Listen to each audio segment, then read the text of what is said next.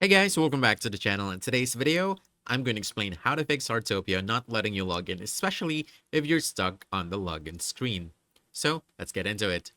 So what you need to do is you want to click on sign in with Google or sign in with Facebook, actually any option here. And once you do that, it'll lead you to this page, for example, for Google.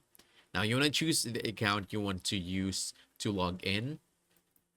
And then once this one loads, it says here login succeeded. But once you go back to Heartopia, as you can see, it's stuck on this page.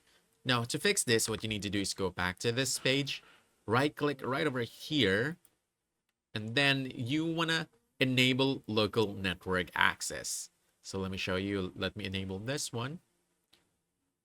All right, there we go, reload this and go back to Heartopia. And just like that, I'm now able to log in to the game. Easy, right? That's it. So again, restart the game and try again. You should be able to log in without getting stuck, and that's how you fix Heartopia not letting you log in. So if you found this helpful, don't forget to hit that like button, subscribe for more quick guides, and I'll see you in the next one. Thanks!